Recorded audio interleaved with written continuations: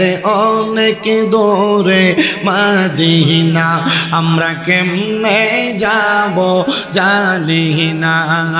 দয়াল আল্লাহ Rene দয়া চলে না রেন নসিব করেন মদিনা। লা ইলাহা লা ইলাহা লা ইলাহা ইল্লাল্লাহু মুহাম্মাদুর রাসূলুল্লাহ সাল্লাল্লাহু আলাইহি ওয়াসাল্লাম। একটা জবানও বন্ধ নাই, মুহাব্বতের আওয়াজে পড়েন আলহামদুলিল্লাহ। আল্লাহুম্মা আমিন, আল্লাহুম্মা আমিন। আলহামদুলিল্লাহি রাব্বিল আলামিন। আসসালাতু ওয়াসসালামু আলা রাসূলিহিল কারীম। রব্বানা যালামনা আনফুসানা ওয়া ইন লাম তাগফির লানা ওয়া তারহামনা লানাকুনান্না মিনাল খাসিরিন। ইয়া ইলাহি রহম ফরমা মুস্তাফা কি ওয়াসতে, খুলে দে দরওয়াজায়ে রহমত গাদা কি ওয়াসতে। रहमतुल लिल आलमीन खत्मे रसूल जाने जगह अहमद हामिद मोहम्मद मुस्तफ़ा की वास्ते। महबूदो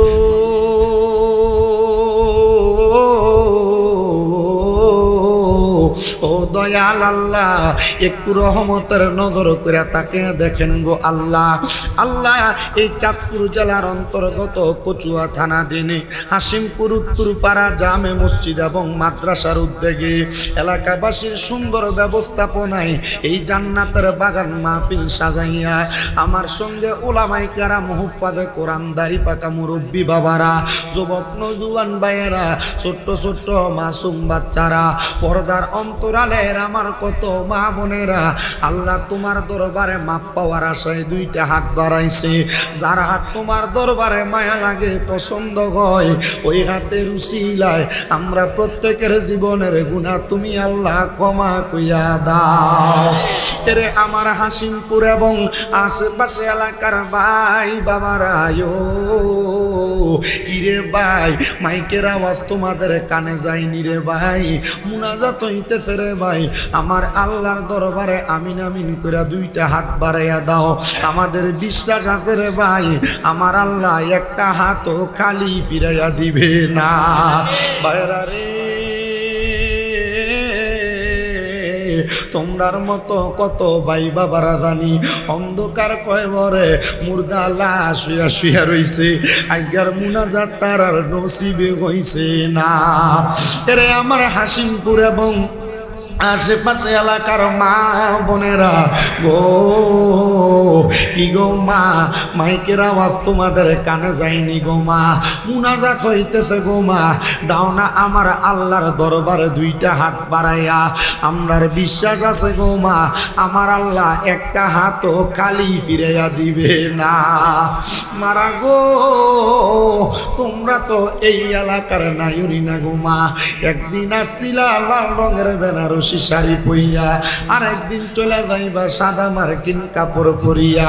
মারা গো, আর দুনিয়ার কাজকর্ম ব্যস্ততা টিভি সিরিয়ালের সামনে না বইসা আমার আল্লাহর পাওয়ার আশায় অজু বানাইয়া তোমার ঘরের একটা কর্নারের মধ্যে নামাজের মুসল্লাটা বিছাইয়া আমিন আমিন করে দুইটা হাত বাড়াইয়া দেও গো মা। আমার বিশ্বাস আছে গো মা, আমার আল্লাহ একটা হাতও খালি ফিরাইয়া দিবে না।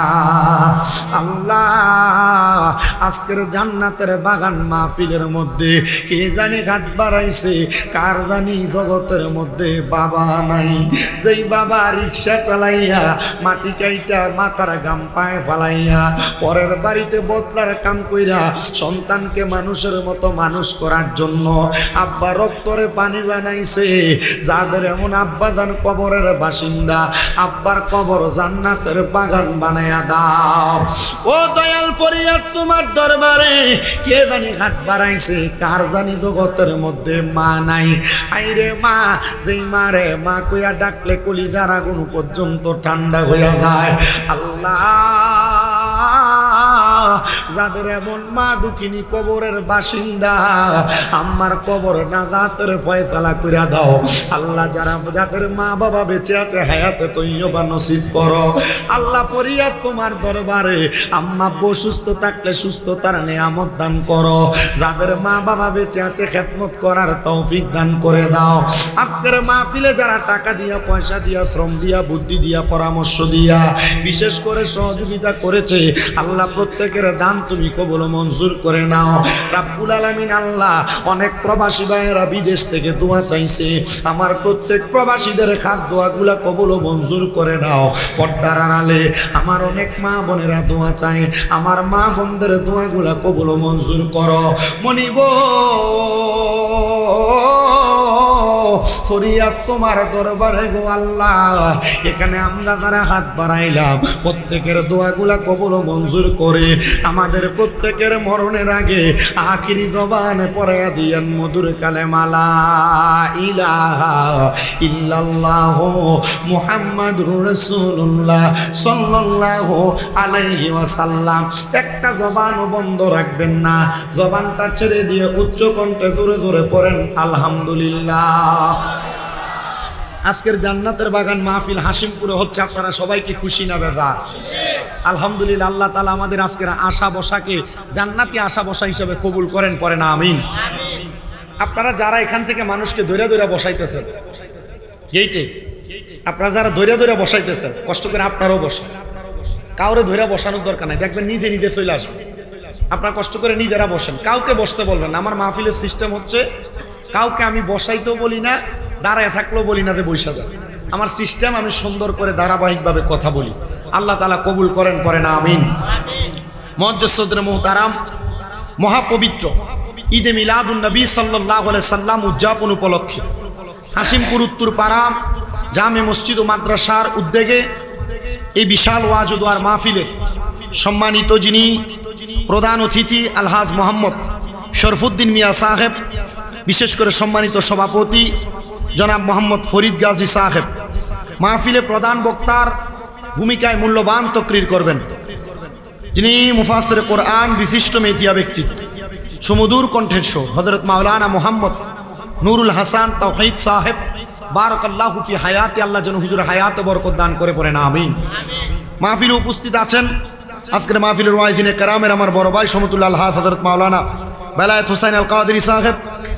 মাহফিলে উপস্থিত আছেন আপনাদেরই মসজিদের খতিব হযরত মাওলানা মোহাম্মদ মাহাদি হাসান সাহেব সহ আমার ডাইনে বামের সামনে মাইকের আওয়াজ যতদূর পর্যন্ত যাচ্ছে দাড়ি পাকা মুরব্বী বাবা, যুবক নওজোয়ান ভাই, ছোট ছোট মাসুম বাচ্চা, পর্দার অন্তরালের মা বোনেরা, মহান আল্লাহ জাল্লা শানুহু আজকে হাসিমপুরে এত সুন্দর একটা জান্নাতের বাগানে, জান্নাতের পরিবেশে আল্লাহ আমাদেরকে আসার বসার যে তৌফিক দিয়েছেন, যাদের জবান আছে জোশে গোশে মুহাব্বতের আওয়াজে উচ্চ কণ্ঠে পড়ি আলহামদুলিল্লাহ। আপনারা বলেন এই জান্নাতের বাগান হওয়ার কারণে আমরা সবাই খুশি নাকি বেজার?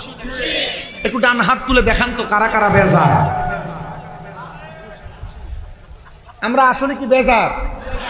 আমি আপনারা একটু বাজায় লইলাম, কারণ আপনারা জানেন আমি মনে হয় এদিকে কোথাও একটা আসছিল, হারিসাইল আসছি, এখানেও আসছি না, এখানেও আসছি, আমি রোডে ঢুকাতে বুঝছি আমি আসছি। আমি জানি এই এলাকার মানুষ আপনারা ভদ্র মানুষ, মেহমানদারি তো 100%, আচরণে 100%, সব দিক থেকে ভালো। আল্লাহ তাআলা এই জান্নাতের বাগানকে প্রথম থেকে শেষ পর্যন্ত আমি যা বলবো আমারে বলায় আলোচনা শ্রবণ করে সবাইকে আমল করার তৌফিক দান করুন। আব্বা, আমি ওয়াজ করার পর আগামীকালকে এক পার্টি আমার সমালোচনা করবে চা দোকানে বসে, বলে কেন? কারণ আমি ওয়াজ করলে এলাকার সুদখোররা একটু চিন্তা যাবে। কথা কি বুঝতে পারছেন আপনারা? আমার ওয়াজের ধারাবাহিকতায় বহু সুদখোরের গায়ের উপর ওয়াজটা ফরব, কারণ আমরা সমাজ এমন ফসা, দেখবেন এলাকার ভিতরে ধরে নিয়ে মসজিদের সভাপতি যেটারে বানায় এটাই ওই সুদখোর। এলাকার ভিতরে সর্দারের মাতাব্বরির দায়িত্ব যেটা দেয় এটারে নিয়ে দেয় সুদখোর আর ঘুষখোর। কথা কন না, ঠিক না বেঠে? দেখবেন সমাজে চা দোকানে বইয়া বইয়া লম্বা লম্বা কথা দিয়ে সুদখোর আর ঘুষখোর ঠিক হয়। কথা কন না? হারামখোর ভাই বাতিদার জমি দখল করে এরাই দেখবেন সমাজে লম্বা লম্বা কথা কয়, আছে না নাই? আল্লাহ তাআলা এদের থেকে আমাদেরকে হেফাজত করেন, কোনা আমিন। তা আমি আমার ওয়াজের ধারাবাহিকতা সেদিকে নিয়ে যাবো। মাইকলা ভাইরে আরেকবার কই, আমার কষ্ট দিতেছে ওয়াজ কর, হ্যাঁ আমার কষ্ট দিতেছে ওয়াজ কর, আপনি বুঝেন কি করবেন, আর শ্রোতারে জিজ্ঞান আপনি কি করবেন, আমার কিছু কর নেই, আমার কষ্ট হচ্ছে। হ্যাঁ আপনাদের মাইকের সুনাম আছে, আমি ওয়াজ করছি আপনাদের মাইক দিয়ে, হয়তো সেটিংয়ে লটচর হইতেছে। জি একটু যদি কষ্ট করে বেশ কমায় দেন দেখবেন সাউন্ড ঠিক হয়ে যাবে। আমার মুসলমান ইমানদারেরা, আমি আপনাদের কাছে আল্লাহ তাআলার কালামে হাকিম কোরআন শরীফ থেকে একটা আয়াতে কারিমা এবং আরেকটা আয়াতে কারিমার খণ্ড বিশেষ তেলাওয়াত করেছি, যেখানে আমার আল্লাহ তাআলা বলেন, সবাই আমার সাথে মুহাব্বতের আওয়াজে পড়েন, আউযু বিল্লাহি মিনাশ শাইতানির রাজিম, বিসমিল্লাহির রাহমানির রাহিম, লা ইস্তাবি আসহাবুন নারি ওয়া আসহাবুল জান্নাহ, আসহাবুল জান্নাতি হুমুল ফাইজুন।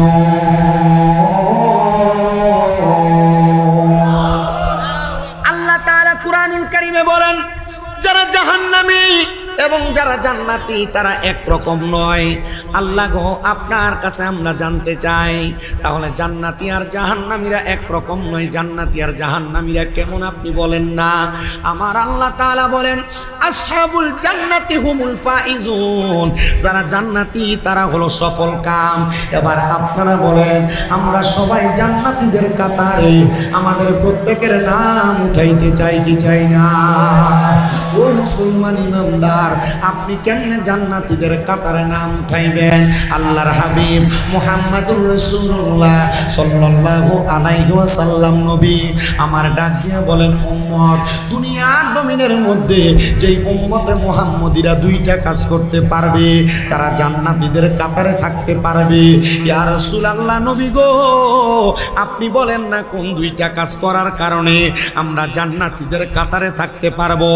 আমার নবী বলেন, কোন মানুষ যদি তার ঈমানের উপর অটল থাকতে পারে, আর কোন মানুষ যদি ঈমানের উপর অটল থাইকা তার নেক আমলগুলো সুন্দরভাবে করতে পারে, তাহলে ওই ব্যক্তিটা জান্নাতীদের কাতারের মধ্যে থাকবে। ইয়া রাসূলুল্লাহ, ইয়া হাবিব,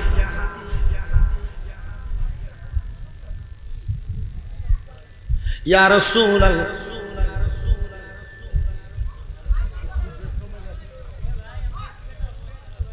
ইয়া রাসূলুল্লাহ, ইয়া হাবিবাল্লাহ নবী, আপনি বলেন জান্নাতীদের কাতারের মধ্যে কাদের নামটা থাকবে, তারা কারা?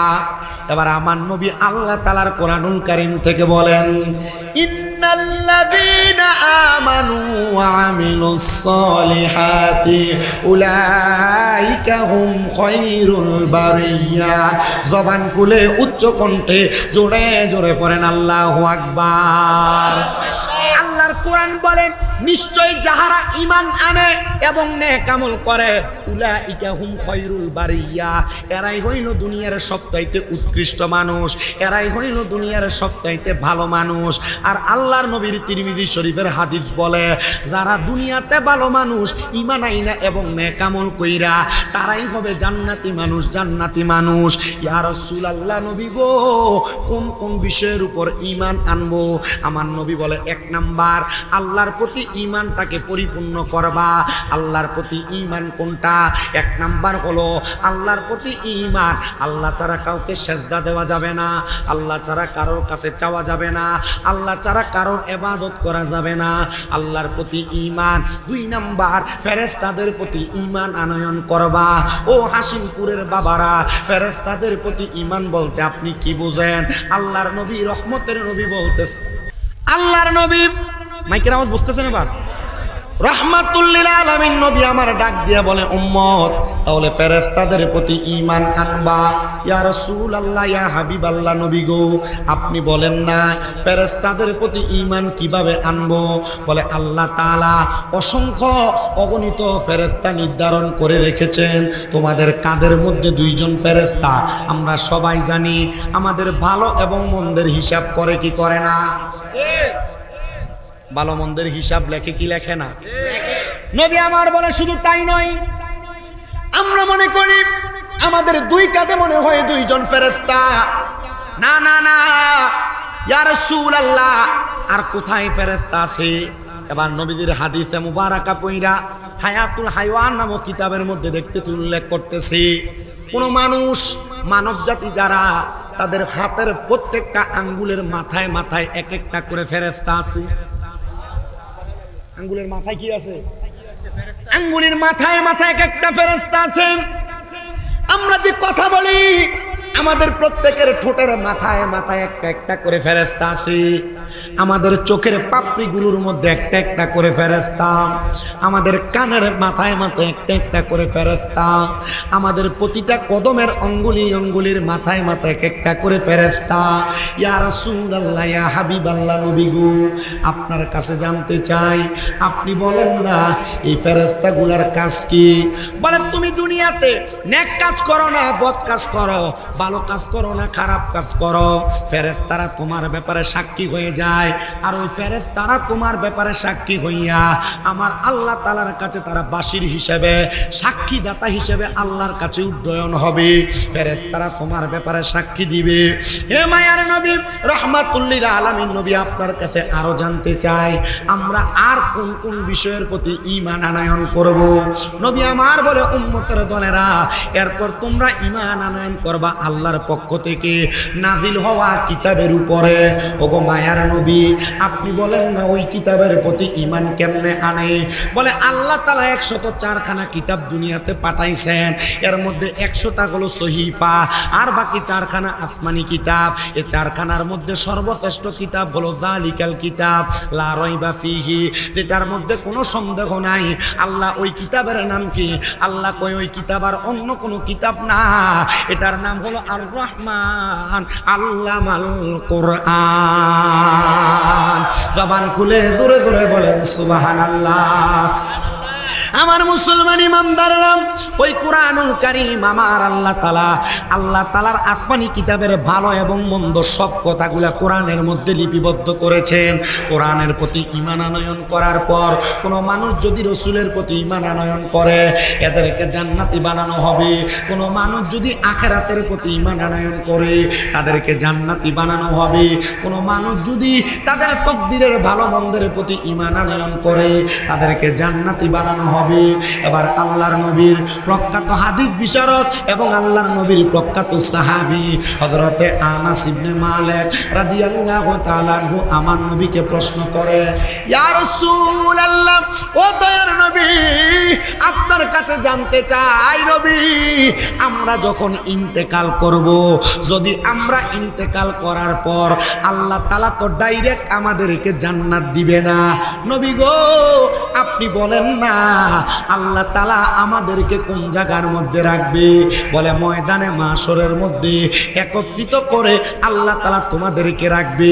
সাহাবী আনাস ইবনে মালিক আমার নবীকে প্রশ্ন করেন, ইয়া রাসূলুল্লাহ, নবী গো আপনি বলেন না যেহেতু হাশরের ময়দানের মধ্যে থাকবো, নবী গো আপনার অনেক উম্মতেরা ফুলসিরাত পাড়ি দিতে যাবে, যেই ফুলসিরাতটা বড় মারাত্মক কঠিন জায়গা, আপনার উম্মত কি ওই ফুলসিরাতের পারে আপনি নবীকে পাবে নাকি? আমার নবী বলেন, কয়লা নাম, অবশ্যই আমার উম্মত আমি নবীকে ফুলসিরাতের পারে পেয়ে যাবে। ইয়া রাসূলুল্লাহ, এবার আপনার কাছে জানতে চাই, আপনি বলেন না আপনার উম্মত কি আপনি নবীকে মিজানের পাল্লায় পাবে? আপনার কোন উম্মত যদি মিজানের পাল্লার কাছে বিপদে পড়ে যায়, আপনি বলেন না আপনি নবী কি তাকে উদ্ধার করবেন?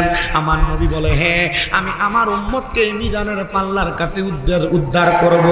ইয়া রাসূলুল্লাহ, ইয়া হাবিবাল্লাহ, নবী গো এবার আপনার কোন উম্মত যদি হাউজে কাউসারের কাছে বিপদে পড়ে যায়, আপনি বলেন না আপনার উম্মতকে কি ওই জায়গার মধ্যে আপনি উদ্ধার করবেন? আমার নবী বলেন, হ্যাঁ। এবার আমার নবীর সাহাবায়ে কেরাম তো বড় প্রখর মজাজ, প্রখর মেধার অধিকারী। সাহাবী প্রশ্ন করি, ইয়া রাসূলুল্লাহ, আপনি বললেন হাউজে কাউসারের কাছে কোন উম্মত বিপদে পড়লে আপনি উদ্ধার করবেন, আপনার কোন উম্মত ফুলসিরাতের কাছে বিপদে পড়লে উদ্ধার করবেন, আপনি বললেন মিজানের পাল্লার কাছে বিপদে পড়লে উদ্ধার করবেন। সাহাবী প্রশ্ন করেন, ইয়া রাসূলুল্লাহ, একই টাইমে যদি আপনার কোন উম্মত তিনজন তিন জায়গায় বিপদে পড়ে, আপনি নবী কি করবেন? আমার নবী বলে, সাহাবী, আমি নবী আমার উম্মতকে একই সময়ে 3 জায়গায় উদ্ধার করার ক্ষমতা আল্লাহ আমাকে দিয়েছেন। পরে আমার নবী নূরের নবী, মাটির নবী না, বলেন আমার নবী নূরের নবী, মাটির নবী না, ওই নবীকে নিজের মতো মনে করো না। বলেন ওই নবীকে নিজের মতো মনে করো না, না না না না, মনে করো না। বলেন আমার নবী নূরের নবী, মাটির নবী না, বলেন আমার নবী মাটির নবী না। আরে ইমানদারের জানের কাছে বলেন আমার নবী বহু দূরে। আরে ইমানদারের জানের কাছে, হাইরে উম্মতেরা সালাম দিলে উম্মতেরা নবী শুনতে পাইলে নিরা লাই গো নবী, পাইলে নিরা লাই। বলেন পাইলে নিরা লাই গো নবী, পাইলে নিরা লাই। তোমারে 2 চরণে চুমু খাবো, 2 চরণে চরণে দুলি মাখবো গাই, পাইলে নিরা লাই গো নবী, পাইলে নিরা লাই। হায়রে আমরা মৃত লাশ হইলে আরে কেউ নিবে না আমরা রে কুলে। বলেন আমরা মৃত লাশ হইলে আরে কেউ নিবে না আমরা রে কুলে। হাইরে দয়া কইরা কুলে নিয়েন, দয়া কইরা কুলে নিয়েন নবী মুস্তাফায়, পাইলে নিরা লাই গো নবী, পাইলে নিরা লাই। বলেন পাইলে নিরা লাই গো নবী, পাইলে নিরা লাই। একটা জবান বন্ধ রাখবেন না, চিৎকার করে বলেন আল্লাহু আকবার। সাহাবায়ে কেরাম ডাক দিয়া কয় নবী গো, তাইলে বুঝতে পারলাম আপনি আপনার উম্মতের একই সময়ে 3 জায়গার মধ্যে উদ্ধার করবেন।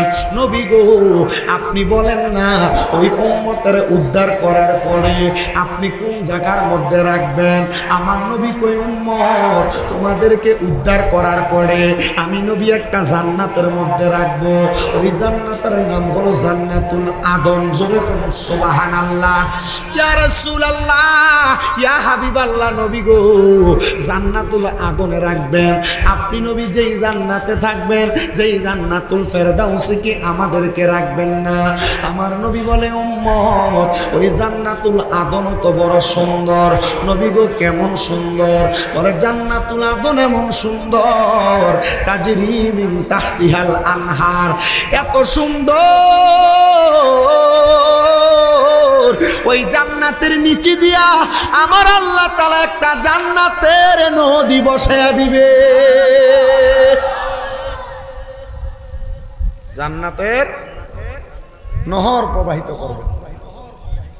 হাদিসে মুবারাকা পড়ে দেখলাম ওই জান্নাতের নহরের ভিতরে আল্লাহ তাআলা 4 প্রকারের পানি রাখছে। সুবহানাল্লাহ নাই? কচু এলাকার নদী আছে না, গাং গাং আর কি এখন তো নদী আছে এটা নাকি আমি জানি। খাল, খালের পানি কি কালার 2-3টা না একটা? আল্লাহর নবীর হাদিসে মুবারাকা নবী রাহমাতুল লিল আলামিন নবী বলেন ওই জান্নাতের নদী, নদীর মধ্যে আল্লাহ তাআলা যে জান্নাতের নহর প্রবাহিত করবেন ওই নদীটার নাম হলো র আলিফ জিম বা রজব। মারহাবা কন্যা। ওই রজব নদীর মধ্যে 4 প্রকারের পানি থাকবে। 4 প্রকার। 1 নাম্বার পানি, যেই পানির নাম হলো সারাবান তাহুরা। সরি 1 নাম্বার পানি, যেই পানির নাম হলো ইন্না আতাইনা কাল কাউসার। মারহাবা কোন? ওই কাউসারের পানি কারা পান করবে? ওগো আল্লাহর হাবিব মুহাম্মাদুর রাসূলুল্লাহ সাল্লাল্লাহু আলাইহি ওয়াসাল্লাম নবী আমার বলেন, ওই কাউসারের পানি তারা পান করবে যারা আল্লাহ এবং তার রাসূলের প্রতি ঈমান এনেছে। এবার জানতে চাই, এ হাসিমপুরের আমার মুরব্বী সমাজ, হাসিমপুরের আমার যুব সমাজ, হাসিমপুরের ছোট ছোট মাসুম বাচ্চা, পর্দার আড়ালের মা বোনেরা, আপনারা বলেন আল্লাহ এবং রাসূলের প্রতি আমাদের ঈমান আছে না নাই? হুজুর ঈমান আছে, কিন্তু এশারের নামাজটা পড়ি নাই। হুজুর ঈমান আছে, ফজরের নামাজ পড়ি না। ঈমান আছে, যোহর আসর মাগরিবের নামাজ পড়ি না। এটা কি ইমানদার বলে না? এটা মৃত ঈমান। ঈমান যদি তাজা রাখতে চাও, তাহলে আল্লাহ তাআলার ইবাদতের মাধ্যমে ঈমান তাজা রাখো, তাজা রাখো, তাজা রাখো। ইয়া রাসূলুল্লাহ, কেমনে তাজা রাখবো আপনি নবী বলেন না? নবী আমার বলে, উম্মতের দলেরা ঈমান তাজা রাখার জন্য দুনিয়ার জমিনের মধ্যে তাকাও অবস্থায় একটা গাছের গোড়ালির মধ্যে পানি দেওয়ার কারণে গাছটা যেমন উজ্জীবিত হয়ে যায়, একটা মানুষ ইবাদতের মাধ্যমে, ওই মানুষ দুনিয়াতে চলাফেরা করলে ওই ইবাদতের মাধ্যমে তার ঈমান তাজা হয়ে যায়। এ মুসলমান ইমানদার নবীর উম্মতের দলেরা আরেকটু মনোযোগ দেন। তার মানে ওই কাউসারের পানি তারা পান করবে তারা আল্লাহ তাআলার দুনিয়ার জমিনের মধ্যে ঈমানটা পরিপূর্ণ রাখছে। 2 নাম্বার পানির নাম হলো শারাবাম তাহুরা।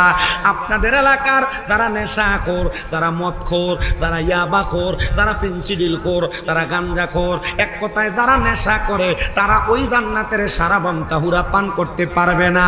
এবার আপনারা বলেন, এই হাসিমপুর এলাকা সহ, পুরা কচুয়া সহ, পুরা চাঁদপুর সহ সোনার বাংলাদেশে নেশাখোর আছে না নাই? আছে। বহু মানুষ বিচার দেয় হুজুর নেশাখোরের জ্বালায় এলাকার ভিতরে কলডি থায় না, চুরি করে লয়ে জায়গা। বহু মানুষ বিচার দেয় হুজুর নেশাখোরের জ্বালায় এলাকায় দেখছিও বেরিয়ে ঘরের বাইরে দিতে পারে না, চুরি করে আনে গা। এ বন্ধু, যারা নেশা করে এদের জন্য আল্লাহ তাআলা যে কঠিন আযাব, কঠিন শাস্তি রেডি করে রাখছেন, এর মধ্যে একটা শাস্তির নাম হলো তিনাতুল খাবাল। ইয়া রাসূলুল্লাহ, ইয়া হাবিবাল্লাহ নবীজি, আপনি বলেন নেশাখোরের জন্য ওই তিনাতুল খাবাল কোন ধরনের শাস্তি? আল্লাহর নবী বলতেছেন, ওই তিনাতুল খাবাল হলো জাহান্নামীদেরকে জাহান্নামের আগুনের মধ্যে জ্বালায়া পুরায়া যে রক্ত আর পুঁজগুলা জমা হবে, ওই রক্ত পুঁজগুলা দেওয়া হবে নেশাখোরদেরকে খাওয়ার জন্য। খারে নেশাখোর খা, তখন রক্ত আর পুঁজ খাইবা, কবরে গেলে শান্তি পাইবা না, শান্তি পাইবা না। আবার আল্লাহর নবী রাহমাতুল লিল আলামিন নবী বলেন, শুধু নেশাখোরদেরকে আল্লাহ তাআলা তিনাতুল খাবাল এগুলা খাওয়াবে না। ওই নেশাখোর যারা নেশা করে, মৃত্যুর পরে ময়দানে মাশরে জাহান্নামের শাস্তি যখন পাবে, ওই নেশা করার কারণে তাদের পেটের নাড়ি বুড়িগুলা ফুইলা ফুইলা তাদের মুখ দিয়া, তাদের চোখ দিয়া, তাদের নাক দিয়া, তাদের কর্ণদ্বার দিয়ে দিয়ে বের হবে। নেশা করবা, মন যদি চায় তুমি করতে থাকো, কবরের কঠিন আযাবের সম্মুখীন হবা। কিন্তু আল্লাহর নবীজির মসনদে আহমদের একটা হাদিস আমি পড়া দেখলাম, নবী আমার ঘোষণা করতেছে, উম্মতে মুহাম্মদীর দলেরা, গত কয়েকদিন আগে কুমিল্লা আলিয়া মাদ্রাসায় আমাদের কামেল 2য় বর্ষে ফিকা বিভাগে হাদিসটা পড়াইতে যাইয়া, নেশাখোরদের ইন্তেকালের পরে তাদের জানাজার ইমামতি কারা করবে, নেশাখোরদের ইন্তেকালের পরে তাদের মাটি কোন জায়গায় দিবে, নেশাখোরদের ইন্তেকালের পরে তাদের অবস্থা কেমন হবে, এই মাসালাগুলো পড়াইতে যে আমাদের কুমিল্লা আলিয়ার হেড মুহাদ্দিস আব্দুর রাজ্জাক হুজুর কেবলা, উনি বলতেছেন, বাবা নেশাখোরদের 1 নাম্বার শর্ত তারা ঈমানদার না, তারা বেঈমান। কি নেশাখোর যারা, তারা কি বেঈমান? আল্লাহর হাবিব বলে 3 প্রকার ব্যক্তির ঈমান থাকে না। কয় প্রকার ব্যক্তি? 1 নাম্বার, কোন নেশাখোর যখন নেশা করে, এই নেশা করার সময় তার ঈমান থাকে না। নেশাখোর নেশা করার পর কালেমা পড়ে কোন সময়? আর কালেমা পড়ে, এ কালিমা ফাললে না পড়, তার যে কালিমা জানে এ নেশার কাছে দিয়ে দেয়। 2 নাম্বার, যারা চোর চুরি করে, এ চোরের চুরি করার সময় ঈমান থাকে না। 3 নাম্বার, যারা জেনা করে, জেনা ব্যভিচার করে, তাদের ঈমান থাকে না। হ্যাঁ, চুরি করেন, নেশা করেন, ব্যভিচার করেন, ঈমান থাকে না, কালেমা পড়ার আগ পর্যন্ত তাদের ঈমান ফিরে আসে না। আল্লাহ আমাদেরকে কবুল করেন। কি নেশা করতে না ছাড়তে? বলো যে করি তো না, ছাড়বো কি? আপনাদের কষ্ট হইতেছে? আমার হইতেছে, তবু আমি ওয়াজ করতেছি। আপনাদেরকে ওয়াজ শোনাইয়া তারপর বিদায় করব। রাজি আছেন না ইনশাআল্লাহ? আমার পরে যে প্রধান বক্তা খুব সুন্দর বয়ান করে, খুব মনোমুগ্ধকর কথা বলে, আপনারা থাকবেন, বয়ান শুনবেন। তা আমি যাদের কথা বলতেছিলাম তার নাম কি? নেশাখোর। কথা কয় না, কিন্তু আমাদের সমাজে নেশাখোরের ভাইয়া বন্ধু বেশি। এলাকার টাকাওয়ালা পয়সাওয়ালারা দেখবেন নেশাখোরটিরে ভাইয়া বন্ধু বানায়। কারণ কি? বলে দেখবেন নেশাখোরের একটা দোস্তরে যদি মারে 10-15 হুন্ডা চলে আসে তার হককে কথা বলার জন্য। আবার দেখবেন যেডি আইয়ে এডিও নেশাখোর। এবার বলেন এমন নেশাখোর নামক আবর্জনা হাসিমপুর এলাকায়ও আছে না? অনেকে বড় খুশি হয়েছে, হুজুর ভালো কথা কইছে। এদের কিন্তু সর্দারি বেশি। নেশাখোর যারা সমাজের মানুষ এদিকে নেতা মানে। আল্লাহ তাআলা আমাদেরকে কবুল করেন, আমিন কোন। জান্নাতের নদীর মধ্যে পানি কয় প্রকার? কইলাম মাত্র 2 প্রকারের। আরেকটা পানি আছে, ওই পানির নাম হলো জান্নাতের লাবান।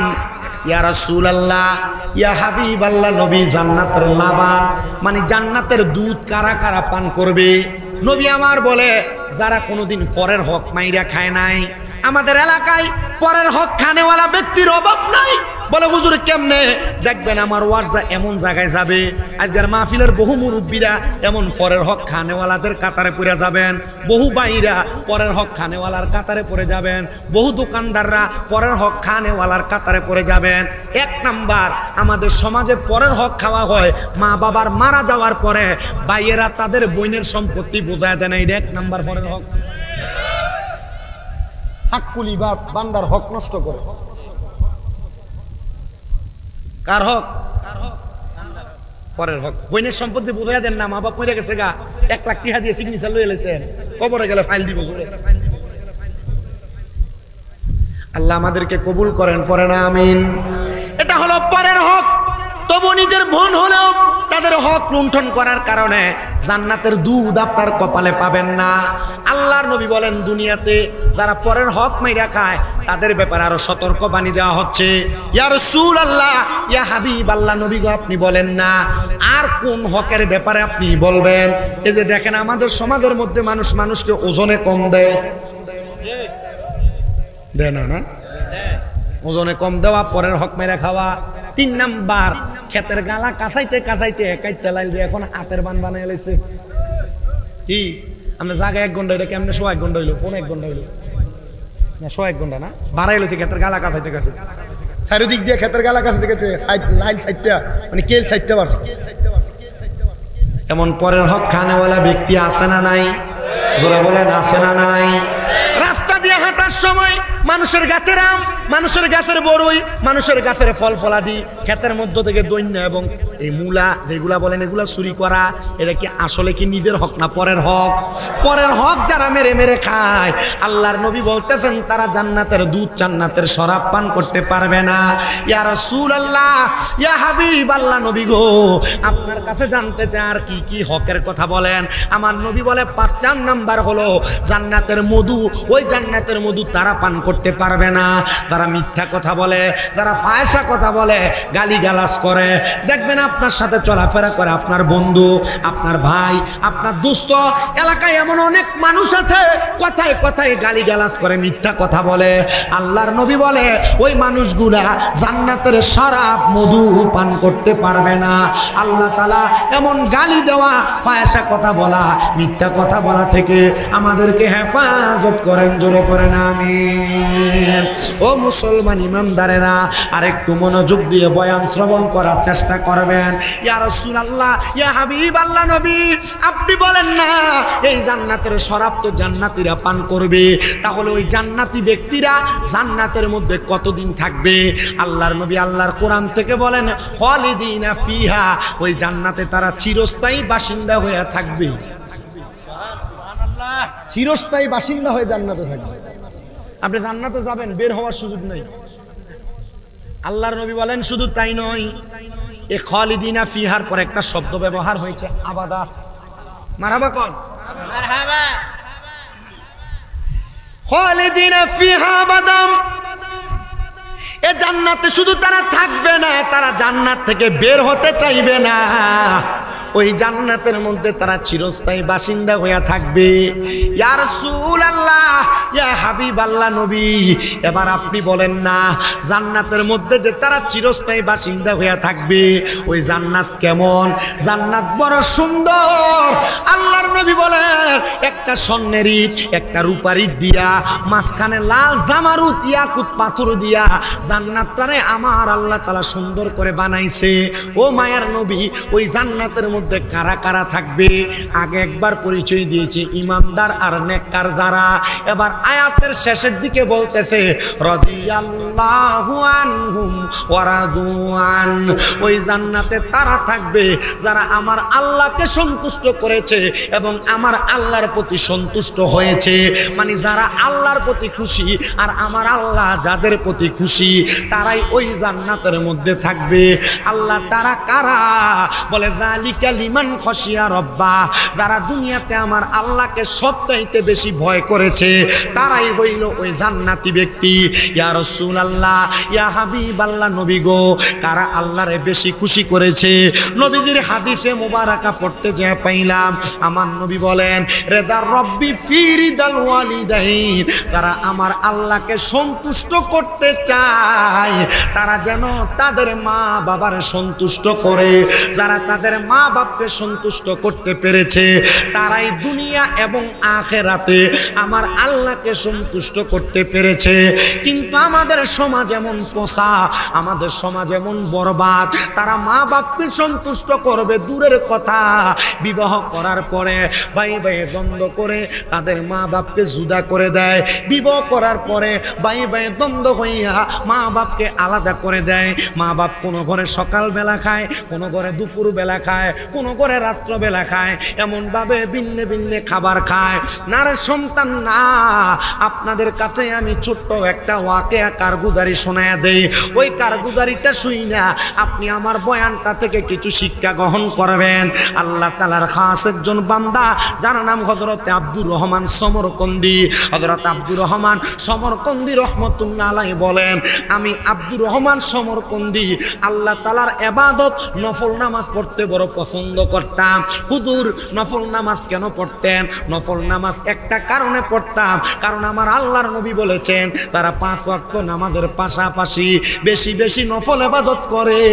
আমার আল্লাহ তাআলা ওই বান্দাটাকে আর আল্লাহর বান্দা রাখেন না, ওই বান্দাটাকে আমার আল্লাহর বন্ধু বানায় নেন। আল্লাহ কি বানান? এই আপনারা বলেন তো, আমরা সবাই আল্লাহর বন্ধু হতে চাই কি চাই না? কারা কারা চান একটু ডান হাত তুলে দেন। মাশাআল্লাহ, সবাই মনে হয় না, সবাই চান। হাত নামান, হাত নামান। হুজুর আল্লাহর বন্ধু হতে চাই, নামাজটা ভালো লাগে না। আল্লাহর বন্ধু হতে চাই, রোজাটা ভালো লাগে না। আল্লাহর বন্ধু হতে চাই, কিন্তু পর্দা লাগে, পর্দার তলে যায় খায়। কথা বলেন। আল্লাহর ওলি হযরত আব্দুর রহমান সমরকন্দি বলেন, হে জগতের মানুষ, আমার কাজ ছিল নফল ইবাদত করা। আমি নফল ইবাদত বেশি বেশি করতাম। তো একদিন গভীর রজনীতে আমি নফল নামাজের নিয়ত করে আল্লাহু আকবার বলে দাঁড়ায় গেলাম। দাঁড়ানোর পরে আমি নামাজটা পরিপূর্ণভাবে শেষ করলাম। নামাজ আদায় করার পরে আমার চোখের মধ্যে একটু ঘুম ঘুম ভাব আসতেছে। আমি চিন্তা করলাম, যদি নামাজের মুসল্লা থেকে আমি আমার বিছানার মধ্যে চলে যাই, আমার ঘুমটা বেশি চলে আসবে। আমি এই কথা চিন্তা করে আমি যেই নামাজের মুসল্লার মধ্যে নামাজ আদায় করি, ওই মুসল্লার মধ্যে আমি ঘুমায় গেলাম। আমি মুসল্লার মধ্যে ঘুমানোর পরে হঠাৎ করে আমি দেখতে পাইলাম আল্লাহর একজন খাস বান্দা, আল্লাহর একজন নেককার বান্দা, যিনি বসে বসে বসে বসে জান্নাতি নিয়ামত সুন্দর একটা থালের মধ্যে করা সুন্দর দামি দামি ফল ভক্ষণ করতেছে, আরামদায়ক ফল খাবার ভক্ষণ করতেছে। যখন খারাপ ভালো ভালো ফল ভক্ষণ করে, আমি তাকে প্রশ্ন করলাম, এ আল্লাহর বান্দা, এত সুন্দর ফল, এত সুন্দর খাবার, যে খাবার আমি দুনিয়াতে দেখি নাই, আপনি কোন জায়গায় বসে বসে এত সুন্দর নিয়ামত ফল ভক্ষণ করতেছেন? আল্লাহর বান্দা আমারে ডাক দিয়ে বলেন, এটা আর অন্য কোনো জায়গা না, এটা আর অন্য কোনো জায়গা না, এটা হলো জান্নাত। জান্নাতের মধ্যে আল্লাহ তাআলা আল্লাহর প্রিয় বান্দাদের জন্য সুন্দর বালাখানার ব্যবস্থা করে রেখেছে। যেমন ভাবে আপনারা এই জান্নাতের বাগানে বসেছেন, মাহফিল কমিটি আপনাদের জন্য তাবারুকের ব্যবস্থা করেছে। আর আপনারা দুনিয়াতে জান্নাতের বাগান মসজিদে বসে ইবাদত করবেন, নফল ইবাদত করবেন, আর আল্লাহ তাআলা ওই ইবাদতের কারণে আপনার জন্য জান্নাতে বালাখানার ব্যবস্থা করে রেখেছে। জোরে বলেন সুবহানাল্লাহ। এ মুসলমান ইমানদারেরা একটু মনোযোগের সাথে বয়ানটা শ্রবণ করার চেষ্টা করবেন। আব্দুর রহমান সমরকন্দি ডাক দিয়ে বলতেছে, হুজুর ওগো বাবা, আপনি বলেন না এই জান্নাতি নিয়ামত আপনি কেন পাইলেন? বলে অন্য কোনো কারণে না, আমার একটা নেক সন্তানের কারণে। কি বলেন? নেক সন্তানের কারণে কবরে জান্নাতি খানা পাওয়া যায়।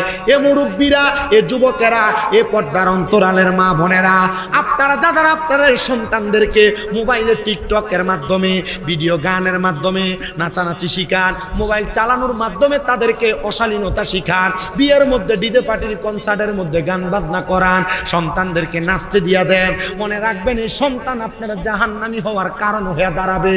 আপনি বলবেন আফসুস, আফসুস আমার সন্তান আমার জাহান্নামী হওয়ার কারণ। ও মুসলমান ইমানদারেরা, নবীর উম্মতের দলেরা, আল্লাহর হাবিব সাল্লাল্লাহু আলাইহি ওয়াসাল্লামের আশিক আব্দুর রহমান সমরকন্দি বলেন, আমি ওনাকে প্রশ্ন করলাম, আপনার কোন সন্তানের কারণে আপনি জান্নাতীদের অন্তর্ভুক্ত আর জান্নাতি নিয়ামত পাইতেছেন?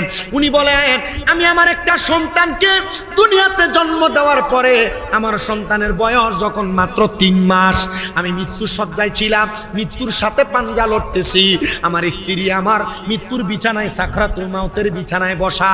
আমার স্ত্রীকে আমি বললাম, হে আমার স্ত্রী, আমার সন্তানের বয়স মাত্র 3 মাস, কিন্তু আমার সন্তানটার পরিপূর্ণ দায়িত্ব আমি বাবা পালন করতে পারবো কিনা জানি না, তবে তুমি আমাকে একটা ওয়াদা করো, আমার সন্তানটাকে তুমি স্ত্রী একজন হুফাজে কোরআন মানে আলেম বানাইবা, কোরআনুল কারীম মুখস্থ করায়া আমার সন্তানটাকে আলেমী দ্বীন বানাইবা। আমার স্ত্রী বলেছে, স্বামী আপনার আদেশ মান্য করা আমার জন্য শিরোধার্য, আপনি যেহেতু বলেছেন আমি আপনার সন্তানটাকে আলেম বানাবো। এবার মা জননী যেমন কথা তেমন কাজ, এই কথা বলে আমি দুনিয়ার জমিন থেকে ইন্তেকাল হয়ে কবরে চলে আসলাম। আসার পরবর্তী সময় আমার স্ত্রী আমার সন্তানটাকে সুন্দর করে পড়ালেখা করে আলেমী দ্বীন বানাইছে। জগতের মানুষ, আমার সন্তান যেই দিন কোরআনুল কারীম শিক্ষা গ্রহণ করে আমার কবরের সামনে আইসা রব্বির হামহুমা কামা রব্বায়ানি সগীরা ওয়া কুর রব্বির হামহুমা কামা রব্বায়ানি সগীরা বইলা দোয়া করেছে। আমার আল্লাহ তাআলা আমার সন্তানের দোয়ার বরকতে আমার কবরটাকে নাজাতের ফয়সালা করে দিয়েছে। আব্দুর রহমান সমরকন্দি বলেন, আমি তারা প্রশ্ন করলাম, যে সন্তানকে তুমি তোমার চোখ দিয়ে দেখে আসছো কিন্তু তারা মানুষ বানাও নাই, শুধু তোমার সন্তানটাকে দুনিয়ার জমিনের মধ্যে রাইখা আসছো, তোমার স্ত্রী তোমার সন্তানটাকে আলেমী দ্বীন বানানোর কারণে তোমার সন্তান দুনিয়ার জমিনের মধ্যে আলেম হওয়ার পর তোমার জন্য দোয়া করেছে। ও বাবা, আমি আসার পর বড় খুশি হইলাম। হাসিমপুর এলাকার মানুষ তাদের মক্তব্বরের উপরে সুন্দর একটা মাদ্রাসা করবে। আমি চিন্তা করলাম এলাকার সন্তানরা মাদ্রাসাতে পইরা হুফাজে কোরআন হবে, আলেমী দ্বীন হবে। আহারে, হাসিমপুর এলাকার কবরবাসীর কবরের আযাব আল্লাহ চিরতরের জন্য মাফ করে দিবে। কারণ কি? হাদিসে মুবারাকা পইরা দেখলাম আল্লাহর নবী বলতেছে, দুনিয়ার জমিনের মধ্যে কোন সন্তানের মা বাবা যদি দুনিয়াতে একটা আলেম তৈরি করে আসে আর ওই আলেম যদি ওই এলাকার উপর দিয়ে হাঁটে, হাঁটার কারণে আল্লাহ তাআলা ওই এলাকার কবরের আযাব 40 দিনের জন্য মাফ করে দেয়। তো আপনারা তো আলেম তৈরির কারখানায় বানাইবেন হাসিমপুরে। আমি বড় খুশি হয়ে গেলাম। এবার ওই আলেমী দ্বীন আব্দুর রহমান সমরকন্দি ডাক দিয়া বলতেছেন, আমি জিজ্ঞাসা করলাম, এখন আপনার সন্তানকে আলেম হওয়ার পর তার কর্মকাণ্ড ঠিকভাবে করে, আলেম হয় কথা সত্য, আলেম হওয়ার পর কর্মকাণ্ড ঠিক থাকে না। আব্দুর রহমান রহমান সমরকন্দি বলে জগতের মানুষ। আমি ওই ব্যক্তিকে প্রশ্ন করার পর সে আমার জবাব দেয়, হ্যাঁ হ্যাঁ হ্যাঁ, আমার সন্তান আমার ওয়ারিসের সম্পত্তি পাইয়া সেই জায়গার মধ্যে সে এলাকার মানুষদেরকে এলমে দিন প্রচার করে এবং তাদেরকে এলমে দিন শিখায়।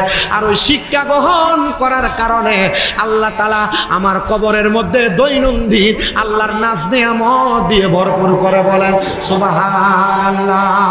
ও মুসলমান ইমানদারেরা, একটা বার চিন্তা করে দেখেন, এত নাজ নিয়ামত আল্লাহ তাআলা কেন হযরতে আল্লাহর বান্দার কবরের মধ্যে দিয়ে দেয়?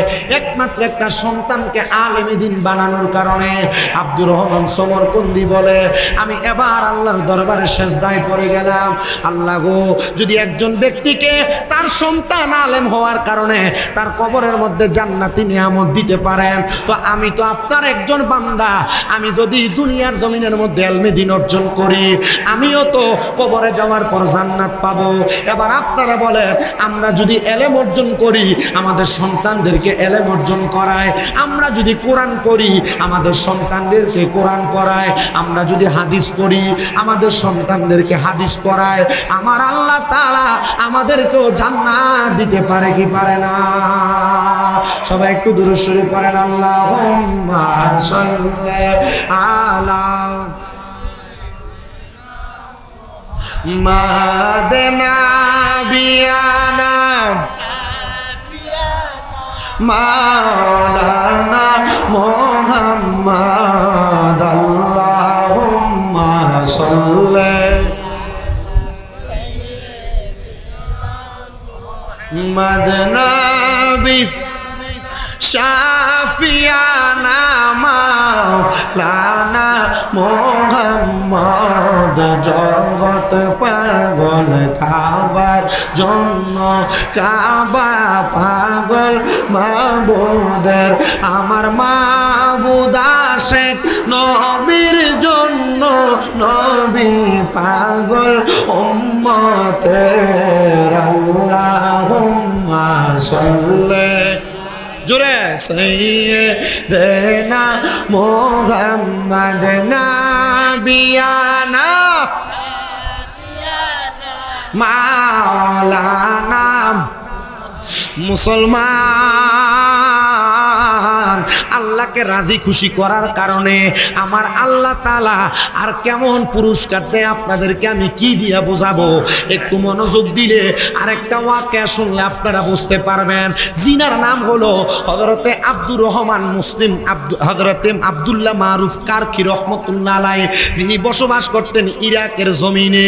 তিনি বলেন, জগতের মানুষ রে, আমি দুনিয়ার জমিনের মধ্যে থাকা অবস্থায় দুইজন ব্যক্তির সাথে আমার সাক্ষাৎ হয়েছে। এই দুইজন ব্যক্তি আমার আল্লাহ তাআলার সঙ্গে প্রেমের কানেকশন লাগায়া দুনিয়া এবং আখিরাতকে সুন্দর করেছে। হে আব্দুল্লাহ মারুফ কারখী, ওই দুইজন ব্যক্তির পরিচয় আপনি বলেন না? তিনি বলেন, এর মধ্যে একজন হলো, যার নাম হলো হযরতে রুসাইফা, যিনি কাঁচইল নামাজ পড়তেন আর গোপনে গোপনে গুহার মধ্যে বসে বসে আল্লাহর নবীর দুরূদ আদায় করতেন। কি করতেন? নামাজ পড়তেন আর নবীদের উপর দুরূদ আদায় করতেন। তা আমি একদিন হযরত রুসাইফাকে প্রশ্ন করলাম, রুসাইফা, আপনি যে নামাজ পড়েন আর দুরূদ শরীফই পড়েন, খান কি? খাবার কি খান? হযরত রুসাইফা বলে, আমি তো খাবারের চিন্তা করা লাগে না। কেন? হযরত রুসাইফা বলেন, আমি যখন 5 ওয়াক্ত নামাজের পাশাপাশি বেশি বেশি করে দুরূদ শরীফ আদায় করি, আমার যখন পেটে ক্ষুধা লাগে, আমি 2 রাকাত নফল নামাজ আদায় করি। কি নামাজ? আমি 2 রাকাত নফল নামাজ আদায় করি। আমি যখন 2 রাকাত নফল নামাজ আদায় করি, আমি ডান দিকে সালাম ফিরাই, বাম দিকে সালাম ফিরাই। বাম দিকে সালাম ফিরানোর পর দেখে আমার বাম দিকে খাবারের একটা থালি থাকে। কোথা থেকে আসে, কোন দিক থেকে আসে, আমি এটা বলতে পারি না। এ রুসাইফা, আপনি যে বলতে পারেন না, কারণটা কি? আপনি কি এই খবরটা জানেন না? বলে, শোনো, আমি যে নামাজ পড়ি ওই নামাজের নাম হলো সলাতুল হাজতের নামাজ। কি নামাজ? সলাতুল হাজতের নামাজ। আমি ওই সলাতুল হাজতের নামাজ যখন পড়ি, সলাতুল হাজতের নামাজের সিস্টেমটা একটু শিখেন। প্রথম রাকাত সূরা ফাতিহা সূরা ফাতিহার সাথে একটা সূরা মিলাবেন, রুকু করবেন, সিজদার মধ্যে গিয়া সুবহানা রাব্বিয়াল আলা 3 বার পরে আপনার মনে যে হাজত আছে ওই হাজতের কথা বাংলাতে বলবেন। দ্বিতীয় রাকাত সূরা ফাতিহার পরে 3 বার সূরা ইখলাস তেলাওয়াত করবেন, রুকু করবেন, সিজদা করবেন, সিজদার মধ্যে যায়া 3 বার সুবহানা রাব্বিয়াল আলা পরে পরবর্তী সিজদার মধ্যে থাইকা আপনার যত হাজত আছে, আল্লাহ বিদেশ যাইতে পারি না ব্যবস্থা করেন, আল্লাহ কঠিন রোগ মাফ করেন, আল্লাহ আমার সন্তান অসুস্থ মাফ করেন, আল্লাহ আমার সংসারে অভাব অনটন দূর করেন, আল্লাহ আমি মামলা মুকদ্দমায় আছি আপনি উদ্ধার করেন। যত রকমের হাজত আছে আল্লাহ তাআলা সলাতুল হাজতের নামাজের ওসিলায় বান্দাকে উদ্ধার করেন। হযরত রুসাইফা বলে আমি 2 রাকাত নামাজ আদায় করে আল্লাহর দরবারে বলি, আল্লাহ আপনার বান্দা কিভাবে থাকবে আপনি জানেন, আপনি ব্যবস্থা করে দেন। আর আমার আল্লাহ তাআলা আমি রুসাইফারে ওই সময় 2 রাকাত নামাজ আদায় করে ডান দিক থেকে বাম দিকে সালাম ফিরানোর পরে আমার বাম দিকে অসংখ্য সুন্দর সুন্দর খাবারের ব্যবস্থা করে দেয়, আর আমি সেই খাবারগুলো ভক্ষণ করি। হযরত রুসাইফা বলে আমার এই কথা শুনে তোমরা অবাক হয়েও না, ও আব্দুল্লাহ মারুফ রুসাফি, আমার একজন ভাই আছে তার কাছে তুমি চলে যাও, সে তো দুনিয়ার কোনো খাবার খায় না, সে তো আমার নবীজির হাত মোবারকের জান্নাতের খাবার খায়। শুনিয়া হইলাম পাগল আমরা অদমে, ইয়া রাসূলুল্লাহ শুধু নাম শুনি কানে, বলেন ইয়া রাসূলুল্লাহ শুধু। আরে শুনছনি রে জংলার পাখি, আরে কেন করো ডাকা ডাকি, আরে জংলাতে বসিয়া বুঝি দেখছো নবীরে, জংলাতে থাকিয়া বুঝি দেখছো নবীরে, ইয়া রাসূলুল্লাহ শুধু নাম শুনি কানে, বলেন ইয়া রাসূল নাম শুনি কানে, আইরে নাম শুনিয়া হইলাম পাগল, নাম শুনিয়া হইলাম পাগল আমরা আশেকে, ইয়া রাসূলুল্লাহ শুধু নাম শুনি কানে, আইরে শোন শুনি রে জংলার পশু, আরে কেন করো ডাকা ডাকি, আইরে জংলাতে তাকিয়া বুঝি দেখছো নবীরে, জংলাতে তাকিয়া বুঝি দেখছো নবীরে, ইয়া রাসূলুল্লাহ শুধু নাম শুনি কানে, বলেন ইয়া রাসূলুল্লাহ শুধু নাম শুনি কানে। হযরতে আব্দুল্লাহ মারুফ রুসাফি রুসাইফার ভাইটার কাছে যায় বলে, তোমার ভাই বলেছে তুমি নাকি দুনিয়ার কোনো খাবার খাও না, তুমি নাকি জান্নাতি খাবার খাও। এ আল্লাহর বান্দা তুমি কোন জান্নাতি খাবার খাও? উনি বলেন আমার যখন পেটের ক্ষুধা লাগে আমি আমার নবীজির উপর দরুদ পড়ি, সাল্লাল্লাহু আলাইকা ইয়া রাসূলুল্লাহ, আসসালাতু ওয়াসসালামু আলাইকা ইয়া রাসূলুল্লাহ, সাল্লু আলাল হাবিব, এই দুরূদ শরীফগুলা পড়ি। বলে তাইলে খাবার পাও কেমনে? বলে একদিন আমি দুরূদ শরীফ পড়তে পড়তে আমার ঘরের মধ্যে আমি হেলাম দিয়া ঘুমায়া গেলাম। আমি ঘুমানোর পরে গো হঠাৎ করে দেখতে পাইলাম আমার ঘরের মধ্যে 5 জন ব্যক্তি হাজির হয়ে গেছে, যাদের চেহারা বড় সুন্দর, যাদের চেহারা বড় নুরানি। আমি তারার দেখে প্রশ্ন করলাম, কারা গো আপনি, আপনাদের পরিচয় কি? ওনাদের মধ্য থেকে একজন আমারে ডাক দিয়া কয়, আমি হইলাম বেলায়েতের সম্রাট, আমার নাম হলো হযরতে আলী কাররামাল্লাহু ওয়াজহু। এ নবীর সাহাবী, আপনি কেন আমার ঘরে আগমন করলেন? বলে এমনে এমনে আগমন করি নাই, আমি একা আসি নাই গো, আমার পেছনে তাকায় দেখো, আমার ডাইনে হযরত আবু বকর সিদ্দিক, আমার বামে হযরত উসমান বিন নুরাইন, আমার পেছনে হযরত ওমর ইবনে খাত্তাব, এবং আমার পেছনে এবং 4 জনের মাঝ বরাবর একজন দাঁড়ায় আছে। তিনি আর কেউ না তিনি হইল আখির জামানার পয়গম্বর মুহাম্মদুর রাসূলুল্লাহ সাল্লাল্লাহু আলাইহি ওয়াসাল্লাম। জোরে বলেন সুবহানাল্লাহ। ইয়া রাসূলুল্লাহ, ও মায়ার নবী গো, আপনি কেন আমার ঘরের মধ্যে আসলেন? আমি নবীর পাগল, আমি নবীর উম্মত, তুমি তো আমি নবীরে বড় ভালোবাসো। যখনই পেটের মধ্যে ক্ষুধা লাগে আমি নবীর প্রতি দুরূদ শরীফ আদায় করো। আমি নবী জানি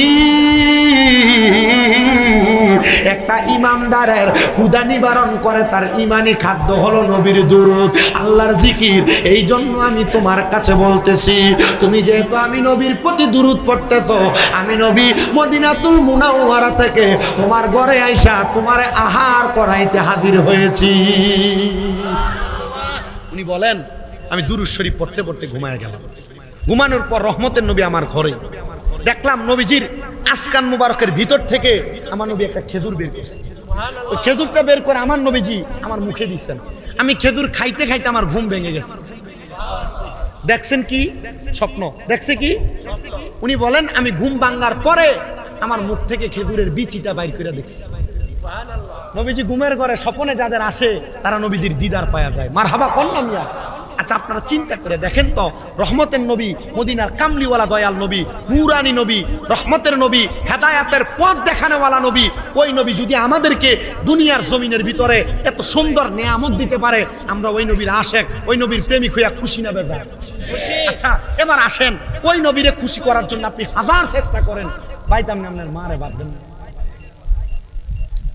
ওই নবীরে খুশি করার জন্য আপনি অনেক চেষ্টা করেন, আপনার আব্বা আপনার কাছে 10 টাকা চাইয়া নেওয়া লাগে,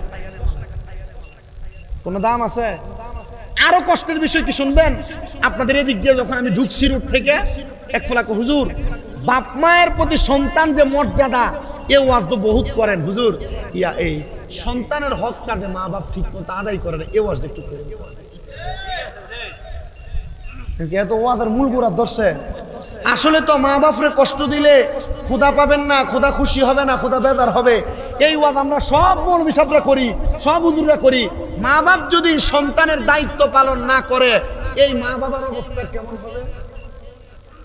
এবার আসেন, মা বাপ সন্তান জন্ম দেওয়ার পর একটা মা বাবার 5টা দায়িত্ব, কন্যা কথা কন্যা কয়টা? 1 নাম্বার, কোন মা বাপ যখন সন্তান জন্ম দেয়, মা বাবার দায়িত্ব সন্তান জন্ম নেওয়ার পর তার কানে আজান দিয়ে দেওয়া। কিছু করার নেই ভাই, আপনারা বুঝতেছেন। আমি চালাই দিতেছি, আমারও কষ্ট হইতেছে। আমি কালকে মাহফিল করছি কুমিল্লা হোম না, আমি আমার লগের ফোলাফান্ডি করছি, এমন মাইক হইলে আমি 3-4 ঘন্টা ওয়াজ করলাম, আমার কিছু হইতো। আপনাদের অলরেডি মাইকও ভালো আমি জানি, হ্যাঁ বেড়া আজকে কিটা লড়সর করে বেড়া। হ্যাঁ কে কইছে এটা? ইউটিউবের মাইকের লেগে সমস্যা হয়, আমরা আজীবন ওয়াজ করি। ইউটিউবের মাইকটি খুললা দিব, সাউন্ডটা যদি পরিপূর্ণ ঠিক না হয় এরপর তোমরা কইও কিতা কইও। খোলেন এটি খোলেন, আমার ওয়াজও শেষের দিকে, একটু খুললা দেন। আর একটু করোনা লাগবে না, খোলেন, অসুবিধা খুললাম, এগুলোর কারণে সমস্যা হয়। তাহলে 1 নাম্বার দায়িত্ব কি? কানে কি করা? আজান দেওয়া। 2 নাম্বার দায়িত্ব কোন সন্তানের সুন্দর একটা নাম নির্ধারণ করা, মারহাবা কন্যা। 3 নাম্বার দায়িত্ব কোন মা বাবা সন্তান জন্ম দেওয়ার পর ওই সন্তানের জন্য মা বাবা 7 দিনের মাথায় আকিকা দেওয়া, 3 নাম্বার দায়িত্ব। 4 নাম্বার দায়িত্ব ওই সন্তানকে মা বাবা নাম রাখার পর তার মাথার চুল 7 দিনের মাথায় মুন্ডে দেওয়া, কামাইয়ে দেওয়া, এটা মা বাবার কি দায়িত্ব। 5 নাম্বার দায়িত্ব ওই মা বাবা তার সন্তানকে কুরআনুল কারীম শিক্ষা গ্রহণ করানো। কয়টা দায়িত্ব হইলো? মা বাপ তার জমি বুঝাইয়া দিব, এটা কি মা বাবার দায়িত্ব নাকি? তো ফোলাতে কোন সুখে কথা কইছে এটা আমি বুঝছি। অবশ্যই জায়গা জমির ভাগ হইছে, কোন বাইরে বেশি দিয়ে দিছে, আর বাইরে কম দিছে। তবে মা বাপ সন্তানের প্রতি ইনসাফ করা, কি করা? ইনসাফ করা, এটাও মা বাবার দায়িত্ব। কিন্তু যদি আপনি ইনসাফ না করেন, এটার জন্য মা বাবা আল্লাহর কাছে জবাবদিহিতা করেন। আপনারা কি কথা বুঝতে পারছেন? আপনাদের কাছে আবদার এতটুক, আপনারা এতটুক মাথায় রাখেন, আপনারা যারা সন্তান আছেন, মা বাবার দায়িত্ব আপনি পালন করবেন। মা বাবা আপনারা জায়গা জমি দেখ আর না দেখ, আপনি যদি আপনার মা বাবার পেছনে 1 দিরহামও খরচ করতে পারেন, তাহলে আমার আল্লাহ তাআলা এই 1 দিরহামের বিনিময়ে আপনাকে লক্ষ কোটি টাকার মালিক বানিয়ে দেবেন। আর মুহাব্বতে বলুন সুবহানাল্লাহ। সন্তান তাদের মা বাপকে খানা দিতে চায় না, মা বাপকে খাওয়াইতে চায় না, মা মা বাপরে পড়াইতে চায় না। আব্বা আপনারা যারা মা বাপকে জুদা করছেন, আলাদা করছেন, খাওয়ান নাই, আমি আপনাদের কাছে করজোরে আবদার করব, আপনারা আপনাদের পা গুলো আমার সামনে দেন, আমি আমার জিব্বা দিয়ে আপনার পা পরিষ্কার করে দেবো। শুধু ওয়াদা করবেন যে এখন থেকে আর কোনোদিন মা বাবার মনে কষ্ট দিতেন না, মা বাবার আঘাত দিতেন না। কেন? কারণ আপনি আপনার মা বাবার কষ্ট দেওয়া, আঘাত দেওয়ার কারণে এরা যদি কষ্ট পায়, স্বয়ং আল্লাহ কষ্ট পায়। তো কইছিলাম আল্লাহর রাজি খুশি করলে আল্লাহ রাজি খুশি হয়, মা বাপরে রাজি খুশি করলে আল্লাহ রাজি খুশি হয়। এবার আপনারা বলেন আল্লাহর রাজি খুশি করানোর জন্য আমরা সবাই দুনিয়া এবং আখিরাতে উন্নতি সাধনের জন্য মা বাপকে খুশি করার দরকার আছে না? মহাব্বতের আওয়াজে বলা আছে না? এ মুসলমান ইমানদার, এ নবীর উম্মতের দল, কেন মা বাপরে খুশি করবা? এদেরকে খুশি করা, এদেরকে রাজি করার মাধ্যমে আমার আল্লাহ তাআলা তোমাকে দুনিয়া আখিরাতের তারাক্কি উন্নতি নসিব করাবে। কিন্তু না না না, এটা দুনিয়ার সমাজের সন্তান করতে চায় না। তোমরা যারা মা বাপরে বাদ দাও না, সন্তান মনে রাখবা আল্লাহর কাজ করার মধ্যে তুমি আটকা পড়ে যাইবা, আমার আল্লাহ তাআলার কাজ করার মধ্যে আটকা পড়ে যাইবা। আল্লাহর নবী রাহমাতুল লিল আলামিন নবী বলে, দুনিয়ার জমিনে কোন সন্তান যদি তার পরিবারের উপরে তার আম্মা আব্বার প্রতি হকগুলা আদায় করে, আমার আল্লাহ তাআলা ওই সন্তানকে দুনিয়া আখিরাতের মধ্যে অধিক পরিমাণ তারাক্কি নসিব করায়। কিন্তু যেই সন্তানেরা তাদের মা বাপকে জুদা করে দেয়, আলাদা করে দেয়, এরা আল্লাহর কাছে জবাব দেওয়া লাগবে।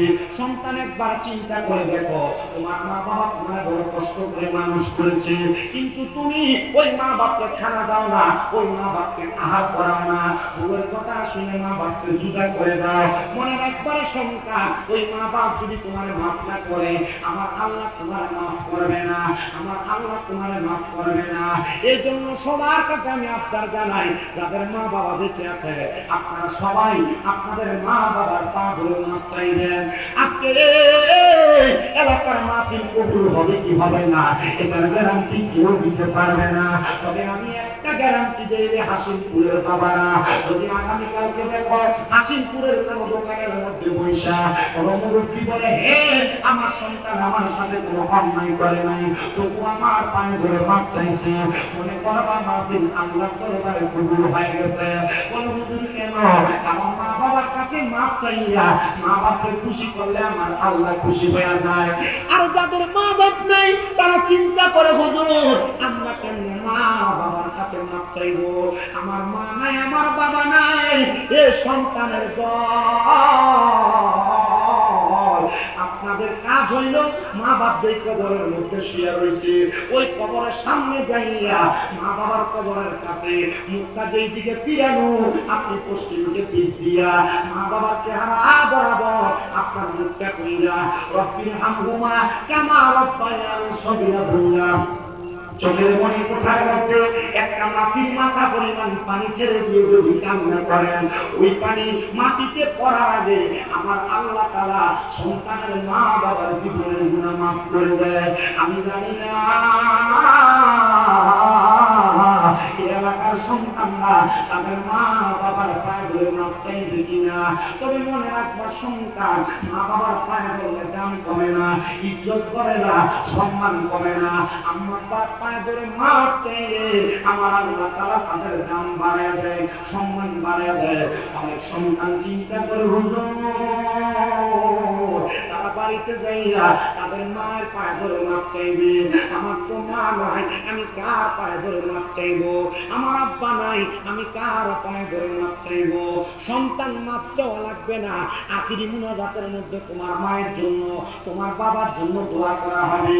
যাদের মা বাবা নাই সন্তানের দল একটা আবদার আমি আপনাদের কাছে জানাই, আপনার মা বাপ যদি বাইচা থাকতো, আপনার যদি প্রতি মাসে 1000 টাকার ফল কিনা খাওয়াইতেন, 12 মাসে 12,000 টাকার ফল খাওয়ানো লাগতো।